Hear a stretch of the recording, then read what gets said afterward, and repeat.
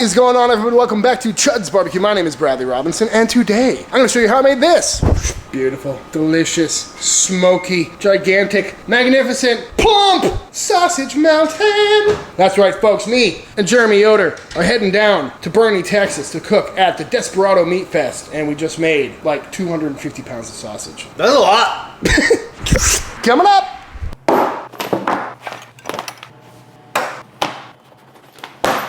Hanging out at the Chud shop. Hey there, Nick.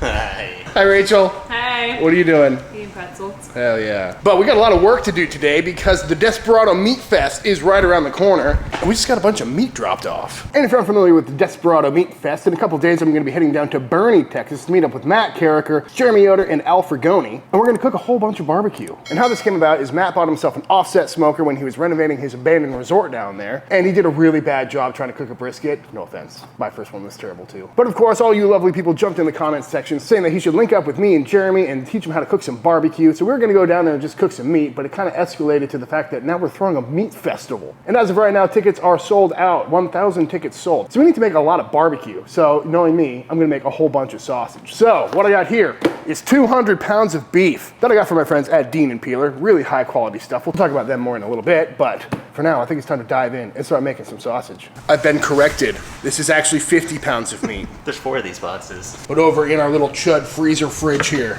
this is completely full of beef short rib. And there's more over there too, right? Yeah. Most certainly a lot of beef. Let's take a look at it.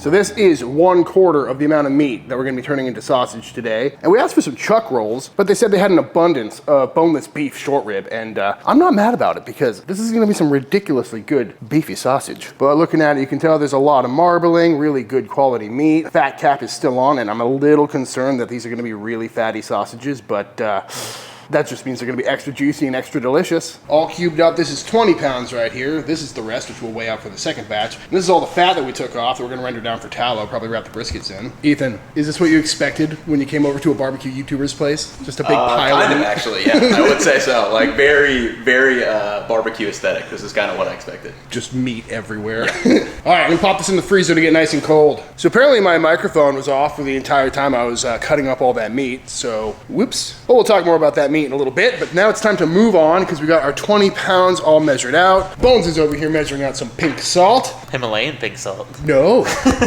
It's curing salt number 1 because we're gonna cure these overnight. And for our seasonings today, we're gonna go in with some of our nice and plump Chuds BBQ starter mix, which is a really nice kind of center of the road, savory Texas style sausage. Mostly because it's gonna make life really easy for all the sausage we're gonna make and keep everything consistent. So now it's time to grind it up. Of course my microphone fails for the first time in Chuds BBQ history when Ethan Chablowski is here. Makes me look like a rookie. He's not hanging out, he just wanted to come see the shop, talk a little business.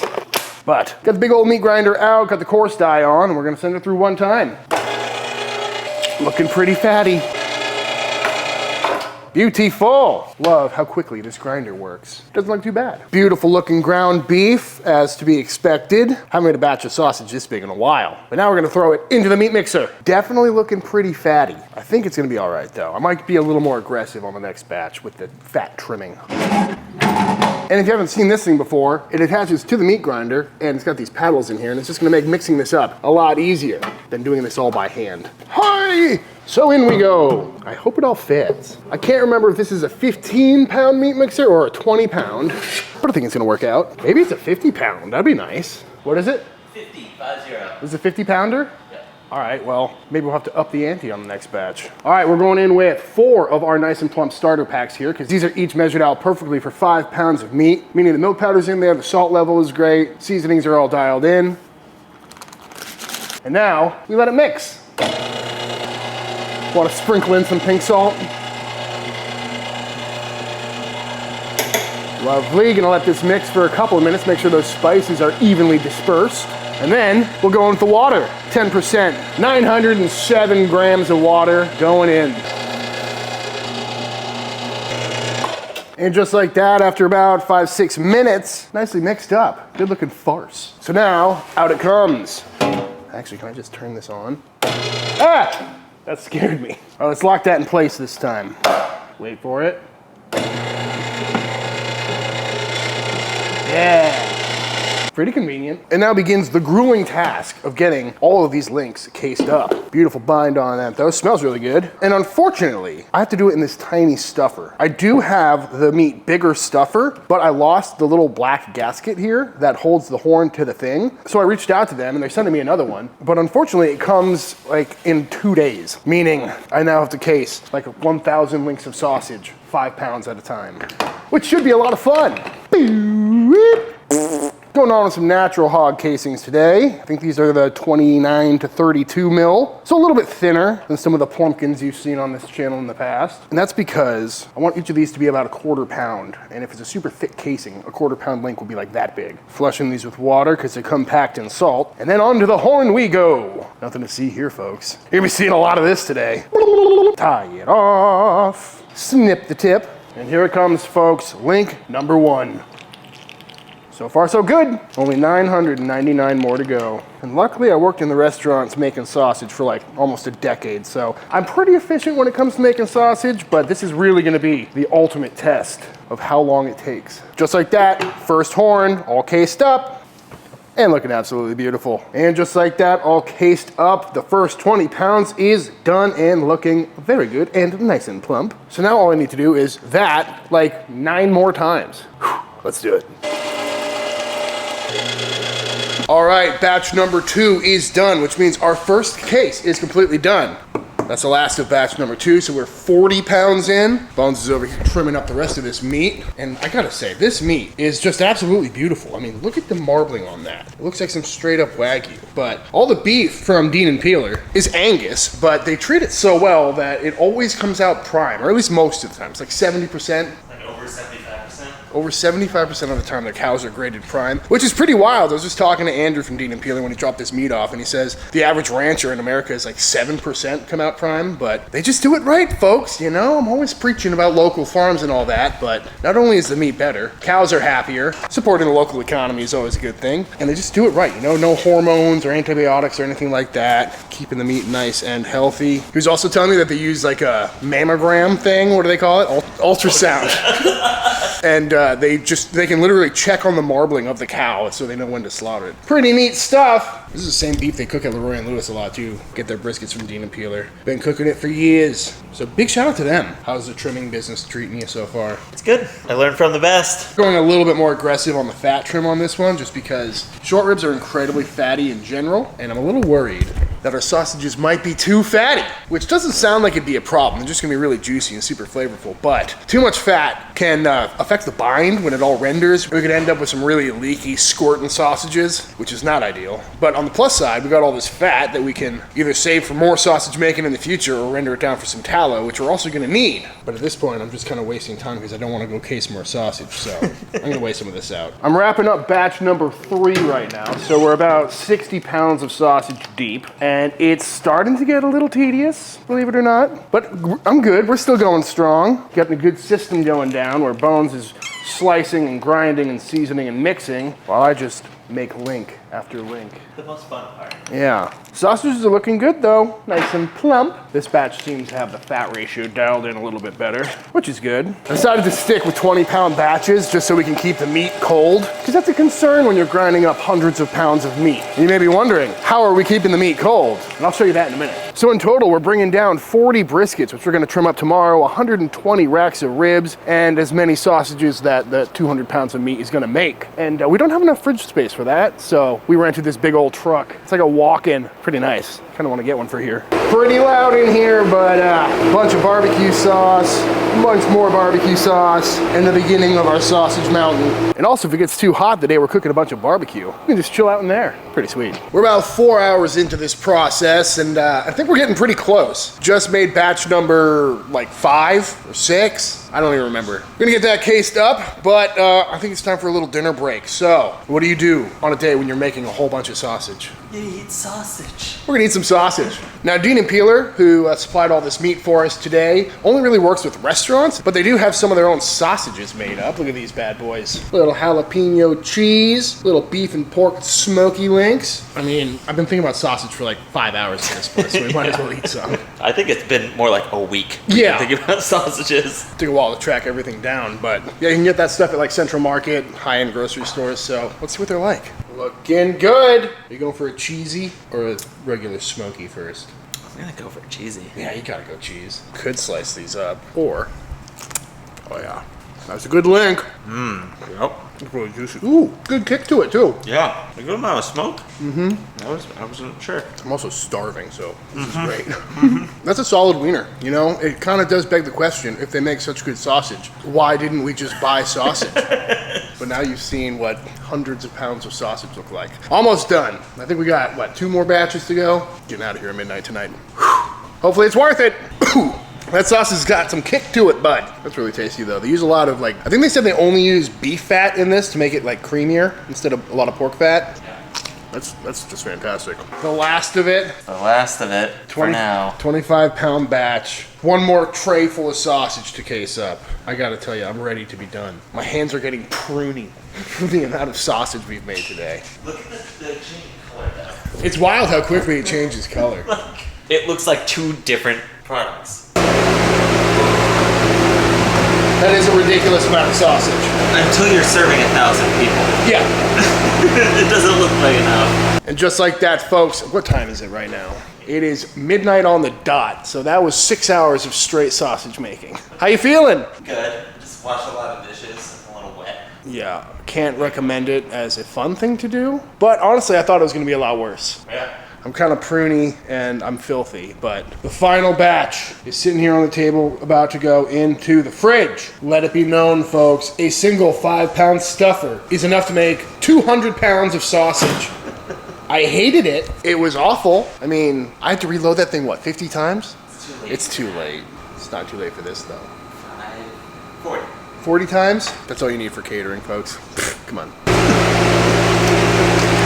So we still have briskets coming in tomorrow that we're gonna trim and probably turn the rest of that trim into sausage as well because, you know, I'm not used to cooking for 1,000 people, but I really don't want to show up with too little. And also I don't want a bunch of extra beef trim on hand, so. But one thing we didn't consider was the cut, and we trimmed off a lot of fat.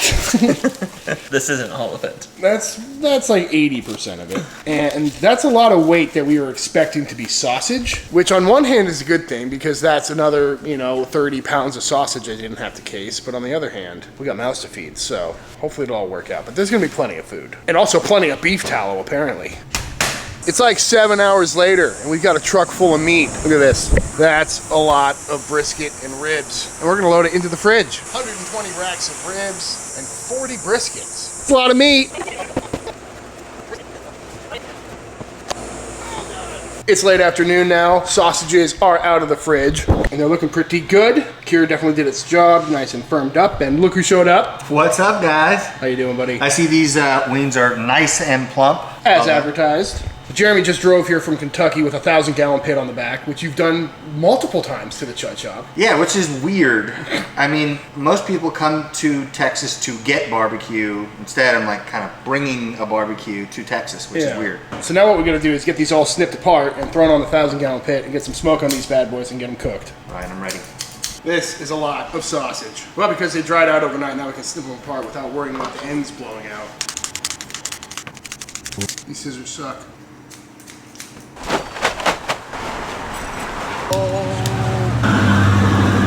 Kind of sounds like you're welding. It didn't really occur to me how long it's gonna take to load this up. Oh, that's a while, dude. We did this in Memphis, and it took a while. But better than doing like 15 batches on my small backyard pit, Very true. which we did consider until you mentioned you were bringing this. Yeah, well, this makes more sense this way. That is an aggressive amount of sausage. It's crazy to see it all laid out like that. Just keeps going. All right, let's get these smoked off. But that truly is a sight to behold. Should we make some more? I think we should do about 400 more, and then we should cook maybe 600 pounds of brisket. Yep. We should do maybe 120 racks of full spares. And then we should have Al cook a couple whole animals, a whole pig, whole cow, whole goat, all that stuff. Then I think we might be close. Coming up. We weren't kidding. We're actually cooking 40 briskets right now. Well, actually, we're trimming them. Got these. The most fun part. Yeah, at least. I don't know about you, Brad, but when I think of a brisket cook, the most rewarding part is the trim. I love the trim when it's my own briskets. These are Nolan Ryan briskets, which aren't too bad looking. I'm just not used to them, you know what I mean? But finding all this meat last minute was not ideal. And we're leaving tomorrow, so we got to get all these trimmed up. Jeremy, what are we, like 15 in? Yeah, it feels like We have 8 million left, but I think we only have, what, 42? It would also appear that I can trim a little bit faster than you. Definitely. But we got these from Nolan Ryan Beef. They're choice grade because that's all we could get. And they're pretty huge, but a lot of trim. Everybody's gonna get fed. Hopefully. Just like that, all trimmed up. Evan showed up, trimmed a few. Howdy. Thank you, sir. De nada. And now I think it's time to go check in on those sausage wings. Pretty easy cold smoke on these. 160 right here. Oh God. Hottest gauge. Top rack is definitely getting pretty red. Look at those beauties. Compared to down here, not so red, but still nice and smoky. Just tossed another log on there. They've been cold smoking for like probably 3 hours at this point. Got the color we need, flavor we want, so now we just want to cook them through. Looking good though, nice and smoky. Let's come up to temp. I got this Yeti full of ice water. We're gonna give them the old water bath. Top rack will definitely be done first, but I gotta say, what a view. It's been very stressful. It's been pretty last minute planning for this barbecue event, and doing all this stuff last minute. It's a little bit stressful, but I'm happy that we're making some progress. Front door top rack done first. No surprises there. And again, we're just trying to stop the cooking process, shock the casings, make sure they're nice and snappy. And this looks like dropping a turd into a pool. All right, y'all, finally off the pit. All the wieners are cooked, and I gotta say, it's a pretty magnificent sight. Look at this thing. Good God, that is a lot of sausages. Cooked to about 145, 150 internal, plunged into the ice bath to cool down, pulled out, looking nice and clean, nice and plump. And it's not a full stack, but it's still impressive. That's the most sausages I've ever seen in one setting before. That was a lot of work. Evan, what's the most amount of sausage you've cooked in one setting before? Cooked in one setting? I mean, it had to have been a full, complete 1,000 gallon smoker, and this was like full bottom rack and full top rack. So I would say probably like 50% of this. I don't think I'm gonna do this again anytime soon. Yeah, I wouldn't. Especially with the 5-pound stuffer. No thanks. But had to be done. Look at all the wieners. Fridge is locked and loaded. Got the warmer in here. A whole bunch of sausages I'm about to wrap up. All those ribs that we still need to trim. Bunch of briskets. Bunch of beer. Really glad we rented this trailer. And now we need to go down to San Antonio, Bernie actually, and cook it all. Are you ready for it? No. Are you ready for it, Brad? I'm just worried that my truck can even haul that much stuff. So we're gonna see. But You're right, it's a Toyota. They're bulletproof, man. Nothing can go wrong. All right, y'all, hitting the road with that 1,000-gallon pit. Time, yeah, we got to. All right, I'll see you down there. All right, y'all, and that is gonna do it for this video. That is how we prepped a bunch of sausage and briskets and a whole lot of food and beer for a 1,000 people barbecue festival. And we still need to trim and cook the ribs, cook the brisket, and serve all the people. So that'll be the next video down at the Desperado Ranch. So be sure to stay tuned for that video. But all that being said, if you enjoyed this video, let me know by hitting that subscribe button. Let YouTube know by dropping a like on this video. If you're headed to the festival, can't wait to see you in a couple days. Big shout out to all the Patreon members. Thank you for supporting Team Chud and allowing me to keep making all these videos. And until the next time I see you, please go cook something outside. Peace.